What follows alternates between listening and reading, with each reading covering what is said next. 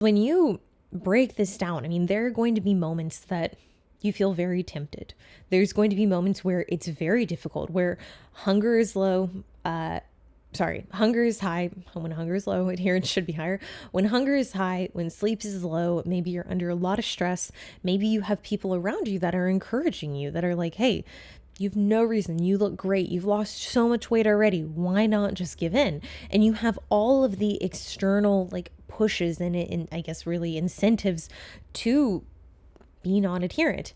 And that's where there are clients that I'm like, hey, like, this is where I want you to, you're at a point where I want you to exercise that agency. Like, if it's something you want to do, like, I want you to make the decision that ultimately you're okay with. And if it means that you come back a little bit fatter or you've gained weight because you've made repeated decisions of being non-adherent while we're in a fat loss phase, well, then it's like, okay, what we're compromising then is progress. And if you're okay with that, then I'm on board with it too. Really, what we need to do is make sure that whatever decision that you do make, that you still stand by that after the fact. Like, after the fact, you should still be like, well, yeah, even if like you're like, oh, I wouldn't do it again, but I did make that decision. I understand why. It was something that at the time I very much wanted to do. Now, I think with time, I think you get better at deciding and really picking the times you want to overindulge or you want to be, a little off plan.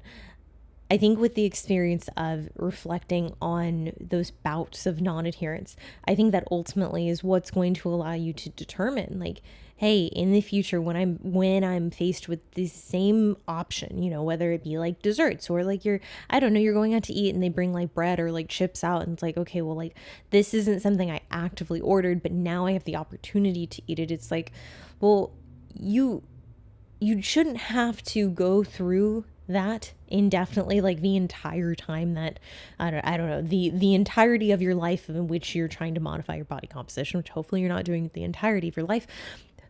But eventually it should become very clear, like, hey, based on the phase that I'm in, based on the goals I have, this is or isn't a behavior that is in line with how I want to feel afterwards. And I think sometimes it can be as simple as that, is tracing it back to how do I want to feel afterwards. And if you listen to the episode I had regarding like staying on track while you're traveling, very, very heavily emphasized that like you really have to have so much foresight and think about like, okay, do I want to come back? Do I want to be like afraid to get on the scale? Do I want to be anxious when I go to do my check-in photos or my measurements? Because if you're nonchalant, if you're indifferent either way, and you're like, you know what, this trip is really, it's going to be luxe, it's going to be enjoyable, and I'm just going to, clean up the collateral after the fact. Okay. But that still needs to be the energy that you carry afterwards when you come back. And typically where I see a lot of people, they don't realize how this is going to surface is once they come back, they forget that they made those conscious decisions. They made these decisions that, ultimately they weren't in line with their goals. So now in turn, they're motivated to compensate, to undo the behavior. And I really think if you can catch that behavior before it happens and again, be that active participant and decide, like, is this how I want to feel? Do I want to have to compensate? Do I want to have to do a lot of makeup work? This is ultimately what has stemmed, like, or I guess like really laid the foundation for me, like in contest preps as well as fat loss phases, is I'm like, I don't want to have a lot of makeup work. I don't want to be inefficient.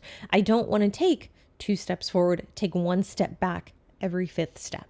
I would like it to be as efficient as possible. I'd like to be in a position where I know that like the suffering or the discomfort or the amount of like suck that I have to go through to achieve my goal is absolutely the minimum amount needed to achieve the goal. Yes, there's going to be some of it. There's going to be some discomfort, but I don't want to ever be in that position where I'm suffering and I'm like, you were in control of this. Like, you are absolutely the reason that this is happening and the reason that you're having to do this over again.